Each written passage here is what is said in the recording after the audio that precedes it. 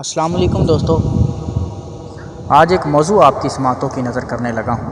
یہ موضوع کوئی کسی اور کا تجربہ نہیں ہے، میری ذات کا ذاتی تجربہ ہے۔ جب کبھی میں اندر سے ٹوٹ جاتا ہوں، جب کبھی میری روح تھک جاتی ہے، انسان پہ کبھی کیسا وقت آتا جاتا رہتا ہے، لیکن جب میں ٹوٹ چکا ہوتا ہوں تب میں اس کہانی کو، اس واقعہ کو پڑھتا ہوں تو میں پھر سے جوان ہو جاتا ہوں، میری روح پھر سے جوان ہو جاتی ہے۔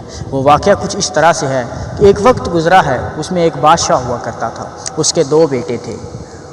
دونوں بیٹوں میں زمین آسمان کا فرق تھا۔ ایک بیٹا نہایت ہی فرما بردار اور مؤدب تھا، جبکہ دوسرا بیٹا اس کے اپوزٹ تھا، اس کے مخالف تھا۔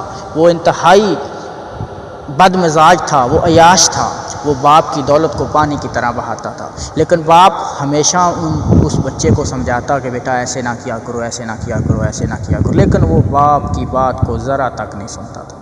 ایک وقت ایسا آیا، اس نے کہا ابا حضور آپ ایسا کریے کہ میں بھی آپ کا بیٹا ہوں، وہ بھی آپ کا بیٹا، آپ بلا وجہ مجھے ڈانٹتے رہتے ہیں، میں آپ کی باتیں سنتا ہوں، آپ ایسا کریں، آپ میرے حصے کی جو دولت ہے نا وہ مجھے دے دیں۔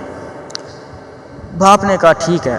خیر باپ نے اس کے حصے کی دولت اس کو دے دی، وہ نکل گیا۔ وہ عیاش پرست تھا، کبھی کہیں دولت اڑا رہا ہے، کبھی کہیں، کبھی کوئی نشہ، کبھی کسی جگہ پہ۔ ایک وقت ایسا آیا کہ وہ سوروں کے باڑے میں سویا ہوا تھا۔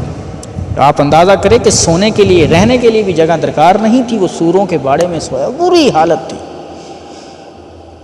اس کے ذہن میں خیال آیا یار کیوں نہ واپس لوٹ جاؤں، سب کچھ گنوا چکا تھا، کچھ نہیں بچا تھا اس کے پاس، لیکن پھر بھی اس کے پاس ایک امید، خیال آیا کہ میرا باپ ہے، مجھے معاف کر دے گا۔ جا کے کہتا ہوں ابا بیٹا تو آپ کا ہی ہوں نا، رکھ لیجئے۔ خیر اس نے ارادہ کیا، چل پڑا۔ بادشاہ کو جب خبر ہوئی کہ اس کا بیٹا واپس آ رہا ہے تو اس نے منادی دے دی کہ جشن منایا جائے۔ جب اس کے بادشاہ کے فرما بردار بیٹے کو پتہ چلا تو اس نے کہا ابا حضور یہ تو اپنی ساری حصے کی دولت اڑا کے آ رہا ہے، آپ جشن منا رہے ہیں اس کے آنے کی خوشی میں۔ اس کے باپ نے کہا پتر جاندے بڑے نے پر واپس کوئی آندا ہے۔ عزیز دوستو، اس کہانی کا کنکلوژن یہ ہے کہ جو واپس لوٹ آتا ہے نا، یار ہر انسان غلطیاں تو کرتا ہے، انسان غلطی کا پتلا ہے، جب میرے اللہ نے فرما دیا تو اس میں شک کی بات ہی کوئی نہیں، لیکن واپس پلٹنا، جس طرح اس بادشاہ کو خوشی ہوئی، اس کو اتنی خوشی ہوئی کہ اس نے جشن منائے اپنے بیٹے کے واپس آنے کی خوشی میں۔ میرے بھائیو، جب کوئی مسلمان گناہوں میں ٹوٹ چکا ہوتا ہے تو اس کو جب واپس پلٹنے کا، معافی کا خیال آتا ہے نا تو میرا اللہ پاک بھی اتنا ہی خوش ہوتا ہے، کہتا ہے آجا میرے بندے۔ اور ایک حدیث کا مفہوم ہے کہ جو توبہ کرتا ہے نا وہ، اس کی مثال ایسے ہی ہے جیسے کوئی نیا پیدا ہوا بچہ جس نے ابھی تک کوئی گناہ نہیں کیا۔ تو عزیز دوستو، ہم بہت سارے گناہ روزمرہ زندگی میں ہم سے ہو جاتے ہیں، ہم کیا کریں، انسان ہوئے، فرشتے تھوڑی ہیں۔ پر میرے دوستو، یہ زندگی بار بار نہیں ملتی، تھوڑا بدلو۔